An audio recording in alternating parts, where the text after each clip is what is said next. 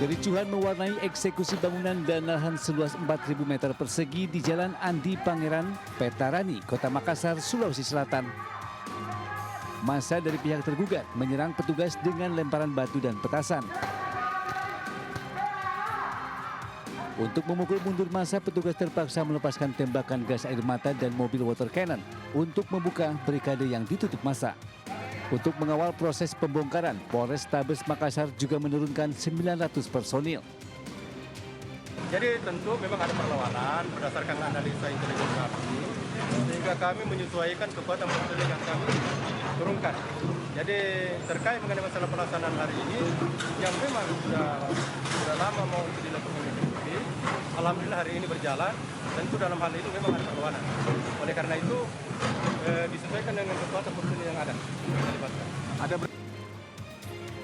Sebelumnya sengketa bangunan dan lahan seluas 4.000 meter sudah terjadi sejak tahun 1996 antara penggugat atas nama Edi Aliman dan tergugat atas nama Riki Tadiawan. Setelah melalui proses panjang, pihak penggugat Edi Aliman memenangkan gugatan di PN Makassar hingga dilakukannya proses eksekusi. Sementara itu pihak tergugat mengaku proses sengketa belum sah dan masih dilakukan proses banding di Pengadilan Tinggi dan belum dilakukan putusan atas sengketa keduanya. Dari Makassar, Sulawesi Selatan, Julius Bin iNews melaporkan. Lu mau nyapa? Gua nggak ada urusan apa. Gua juga ada urusan sama lu ya. Wartawan cerita kita tuh ya. Seorang pria tak dikenal bersih tegang dan mengintimidasi sejumlah wartawan saat melakukan peliputan dugaan penyalur tenaga kerja bodong di salah satu ruko di kawasan Plaza Bekasi Jaya, Kelurahan Aren Jaya, Kecamatan Bekasi Timur, Kota Bekasi, Jawa Barat.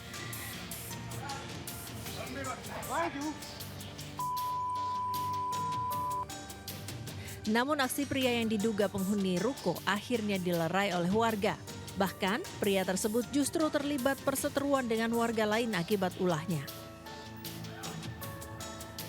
Sebelumnya, viral di media sosial sebuah ruko di Plaza Bekasi Jaya yang digunakan perusahaan penyalur tenaga kerja mewajibkan para pencari kerja membayar sejumlah uang mulai dari 600.000 hingga 1,8 juta rupiah agar bisa disalurkan ke sejumlah perusahaan besar yang mereka cantumkan.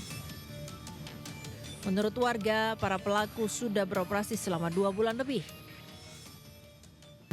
Ya, nerima lamaran kerja, dijamin masuk. Sehari berapa orang Pak yang untuk melamar pekerjaan ini Pak? Ya, paling sedikit, pokoknya di atas 5 Pak. Di atas 5? Iya, paling sedikit 5 orang kok saya perhatiin itu kan. Tapi diiming-imingin pekerjaan? Iya, udah. Sementara pihak Dinas Ketenagakerjaan Kota Bekasi yang mendatangi lokasi mendapati ruko berlantai 2 itu sudah kosong dan dikunci dari luar. Hal ini semakin menguatkan dugaan perusahaan penyalur tenaga kerja itu melakukan praktik mencurigakan dan ilegal. Kita juga insya Allah sedang koordinasi sama kementerian mau merilis mana sih lembaga yang sampai posisi sekarang memang resmi yang sudah terdaftar. Kalau yang terdaftar jangan sekali-kali. Karena itu berarti dia tidak niat. Kalau yang orang mau niat mau usaha itu mesti harus mengikuti peraturan yang ada. Agar tidak terulang, warga yang ingin mencari pekerjaan diminta untuk berkoordinasi dengan Dinas Ketenagakerjaan Kota Bekasi. Sementara untuk kasus dugaan penipuan sedang ditangani pihak Polres Metro Bekasi Kota dan Polsek Rawalumbu. Dari Bekasi, Jawa Barat, Rahmat Hidayat, iNews melaporkan.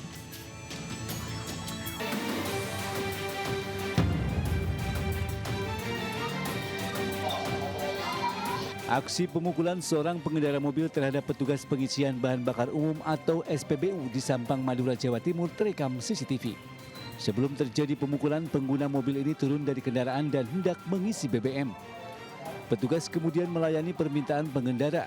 Saat petugas sedang konsentrasi untuk melengkapi administrasi, tiba-tiba keduanya terjadi cekcok mulut. Seketika itu, pengguna kendaraan langsung menonjok di bagian tubuh korban. Korban berupaya melawan, namun perkelahian itu berhasil diredam teman pelaku dan petugas SPBU yang lain. Usai pelaku melakukan tindakan kekerasan kepada korban, pelaku langsung pergi. Video pemukulan ini pun kini viral di media sosial. Menurut petugas SPBU, insiden berawal saat barcode yang diberikan pelaku tidak sama dengan plat nomor mobil, sehingga korban tidak bisa melakukan pengisian BBM.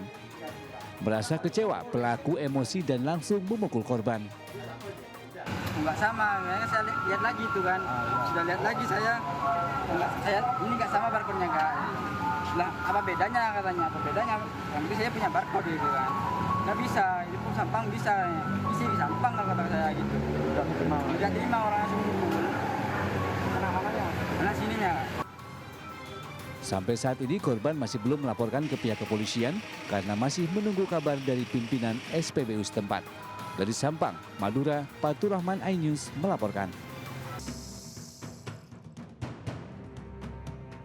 Aksi bajing loncat di kawasan Tanjung Mulia, Kota Medan, Sumatera Utara terekam kamera pengguna jalan. Pelaku yang berjumlah 2 orang berhasil mencuri 1 buah ban dari mobil bak terbuka yang tengah melaju pelan. Sebelum melakukan aksinya, kedua pelaku ini memiliki peran masing-masing.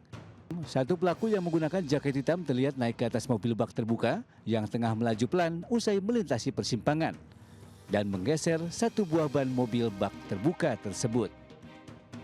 Sementara rekan pelaku lainnya menunggu dan membututi di belakang mobil dengan sepeda motor dan membantu pelaku mencuri ban dari mobil bak terbuka.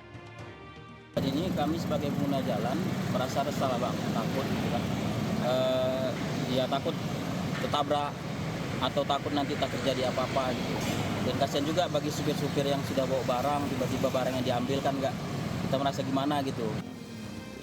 Aksi bajing loncat di kawasan ini cukup meresahkan warga dan pengguna jalan. Warga khawatir aksi kejahatan jalanan ini dapat membahayakan pengendara lain. Dari Medan, Sumatera Utara, Yuda Bahar, iNews melaporkan.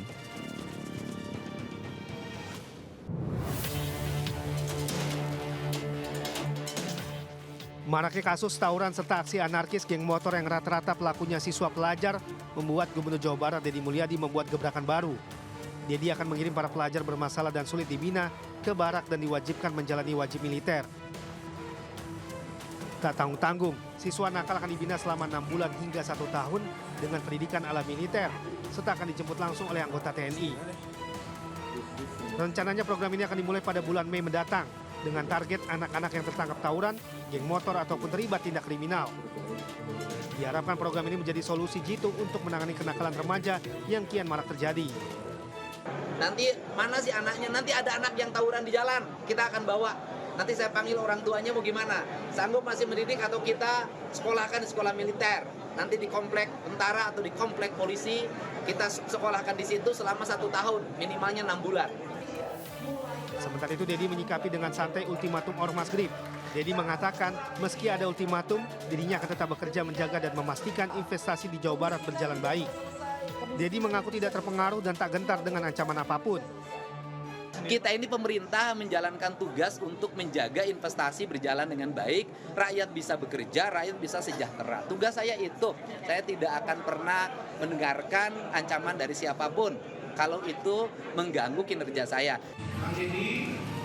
Sebelumnya Ormas Grip memberikan pernyataan keras ke Deddy agar tidak mencampuri urusan Ormas dan tidak mengganggu. Mereka menilai pemberitaan negatif terhadap Grip diduga dipicu oleh pernyataan Deddy Mulyadi. Jadi jangan mengganggu Ormas dan jangan mengganggukan. Dari Bandung, Jawa Barat, Ervan David melaporkan. Ingatkan agar jangan terjadi kekacauan yang karena Anda penyebab. Penyidik Polres Metro Jakarta Pusat Senin siang memanggil pelapor Roy Suryo CS atas tuduhan membuat kegaduhan terkait ijazah Jokowi. Para pelapor yang merupakan organisasi relawan Jokowi dan kelompok pemuda Patriot Nusantara dijadwalkan menjalani pemeriksaan oleh penyidik. Kuasa hukum pelapor mengaku telah membawa saksi dan sejumlah bukti lainnya untuk melengkapi berkas laporan. Kuasa hukum pelapor membantah ketika ditanya jika laporan dilayangkan kliennya kepada mantan Menpora RI SBY, Roy Suryo CS atas perintah Jokowi. Menurutnya laporan murni dilakukan atas dasar inisiatif sebagai warga negara yang menginginkan ketenangan. Laporan kami dugaan penghasutan yang telah dilakukan oleh 4 orang yang selama ini teman-teman ketahui. Dan harapan kami juga agar kasus ini cepat kelar, sehingga ketertiban di masyarakat dapat terwujud dan masyarakat juga terlindungi dari dugaan tindak pidana penghasutan yang dapat merugikan masyarakat. 23 April 2025 lalu, organ relawan Jokowi dan kelompok pemuda Patriot Nusantara melaporkan Roy Suryo, RSN, RF dan TT ke Polres Metro Jakarta Pusat. Roy Suryo CS dilaporkan atas pasal 160 KUHP tentang tindak pidana penghasutan di muka umum yang menyebabkan kegaduhan di masyarakat. Dari Jakarta Pusat, Rani Sanjaya, Ayus melaporkan.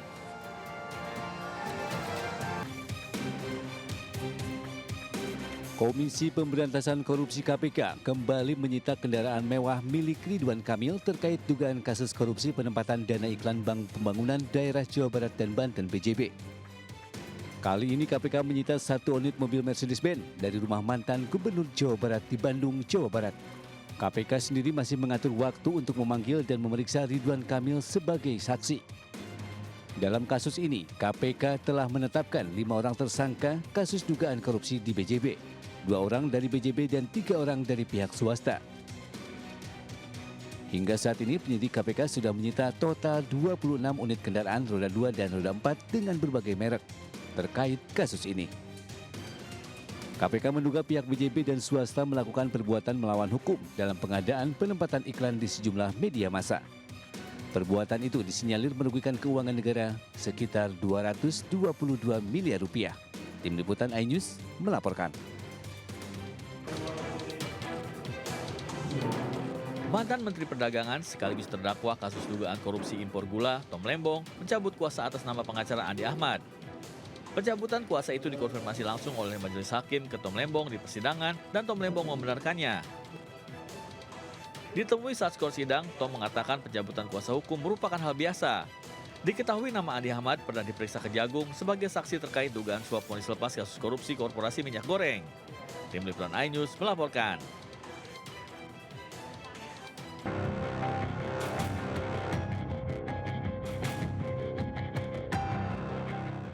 Polisi Korsukta melakukan pemanggilan Jonathan Fritzi terkait dugaan tindak pidana penyalahgunaan narkoba jenis etomidate. Dalam kasus dugaan pelanggaran Undang-Undang Kesehatan ini, pihak kepolisian telah mengamankan 3 orang, masing-masing berinisial BTR dan EDS, serta seorang wanita berinisial ER. Jonathan Fritzi sendiri statusnya masih sebagai saksi dan telah diperiksa sebanyak 1 kali pada 17 April 2025. Namun pada pemeriksaan kedua 21 April 2025, artis dengan panggilan Ijong itu absen dengan alasan sakit.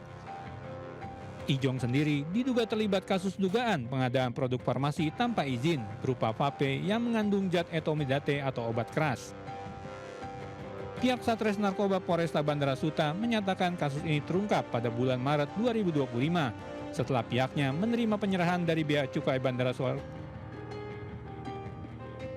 Pihak Satres Narkoba Polresta Bandara Suta menyatakan kasus ini terungkap pada bulan Maret 2025 setelah pihaknya menerima penyerahan dari Bea Cukai Bandara Soekarno-Hatta berupa penumpang yang kedapatan membawa vape mengandung obat keras jenis etomidate. Penyelidikan lanjutan berujung tersangka. Pencarian Kasat Reskrim Polres Teluk Bintuni, Ibtu Tommy Marbun yang hilang mendapat perlawanan dari kelompok kriminal bersenjata atau KKB. Penembakan terjadi di salah satu kamp di pinggiran Sungai Rawara, Distrik Moskana, Kabupaten Teluk Bintuni, Papua Barat. Dalam rombongan tersebut turut pula Ketua Komnas HAM Papua, Fritz Ramande. Kanan, sebelah mana?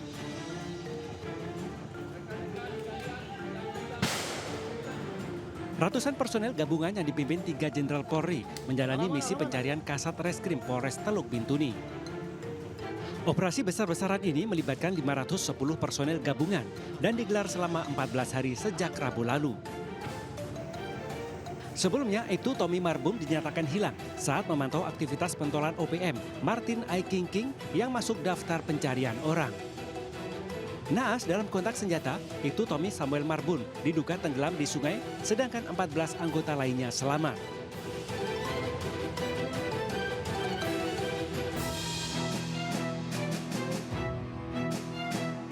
Presiden Prabowo Subianto memberikan arahan dalam pertemuan terbuka dan antara di JCC Senayan, Jakarta.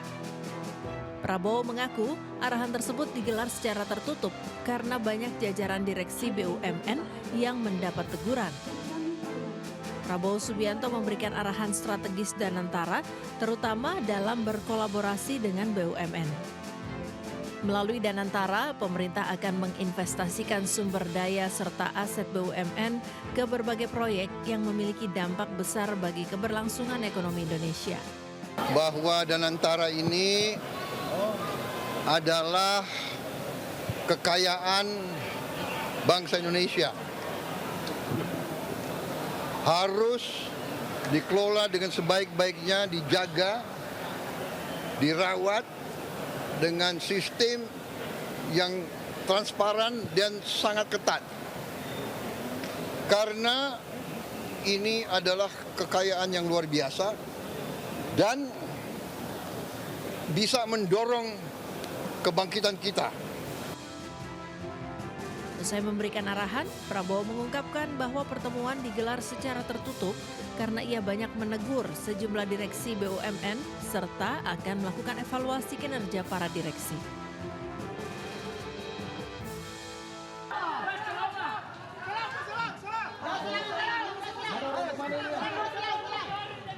Kepanikan melanda warga di Jalan Satangga, Kecamatan Bontoala, Kota Makassar, Sulawesi Selatan saat amukan si jago merah meluluh lantakkan seluruh rumah warga pada Senin siang.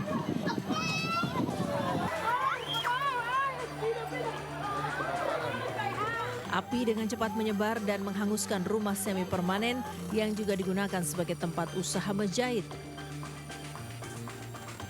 Petugas Damkar Makassar yang tiba di lokasi langsung berusaha menjinakkan kobaran api dengan mengerahkan 11 armada damkar dan 30 personel pemadam. Meski harus berjibaku, namun petugas akhirnya berhasil memadamkan api setelah 20 menit melakukan penyiraman dan kebakaran tidak sampai menyebar luas. Diduga api dipicu adanya hubungan pendek arus listrik dan kini masih dalam penyelidikan pihak kepolisian. Untuk rumah yang terbakar, satu rumah, 2 petak. Ini penyebabnya Pak? Penyebab untuk sementara belum kami ketahui, nanti pihak kepolisian yang jelaskan mengenai penyebab kebakaran tersebut. Akibat kebakaran ini, satu rumah yang terdiri dari 2 petak di dalamnya ludes dilalap api hingga membuat 3 kepala keluarga dengan 13 jiwa terpaksa sementara harus mengungsi. Dari Makassar, Sulawesi Selatan, Leo Muhammad Nur, iNews melaporkan.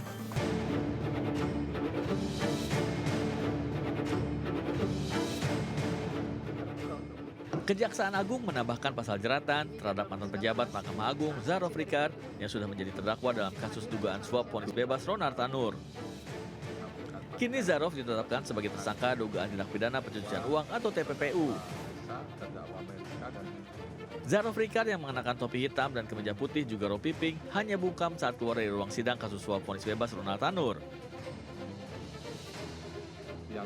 Dalam hal ini penetapan tersangka untuk menggali lebih jauh asal gratifikasi uang senilai 915 miliar rupiah dan 51 kg emas yang diduga didapatkan Zarof Rikar selama menjabat sebagai pejabat MA.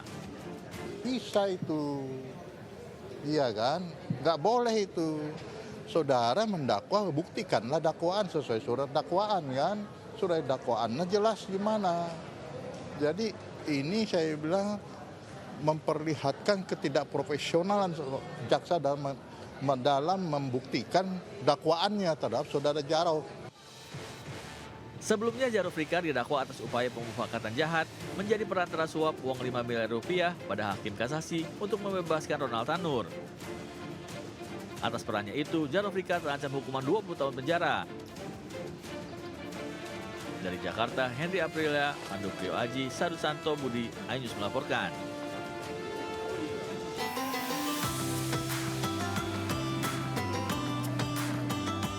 Direktorat Jenderal Penyelenggara Haji dan Umroh memberangkatkan ratusan petugas haji yang akan bertugas di Tanah Suci selama 70 hari. Sebelum diberangkatkan, para petugas haji mendapat arahan dari Direktorat Jenderal Penyelenggara Haji dan Umroh dalam apel pelepasan petugas di Asrama Haji Pondok Gede, Jakarta Timur hari Senin. Tercatat ada sebanyak 389 petugas haji yang diberangkatkan untuk melayani jemaah calon haji di kota Madinah, Arab Saudi. Mereka berasal dari berbagai instansi, mulai dari kepolisian, TNI, Kemenak, hingga instansi lain. Saat ini kita berangkatkan 342 ya, dan itu mereka akan bertugas di Bandara Madinah ya, untuk menyambut jamaah haji Indonesia dan juga tentu di Dakar Madinah, di hotel-hotel di sekitar Markaziyah di Madinah gitu. Jadi ini keberangkatan kelompok pertama. Pelayanan yang diberikan petugas haji meliputi akomodasi, konsumsi, transportasi, layanan lansia, disabilitas, perlindungan jemaah, penanganan krisis dan pertolongan pertama hingga layanan media haji. Dari Jakarta, Esra Ambarita, Rizky Solehudin, iNews melaporkan.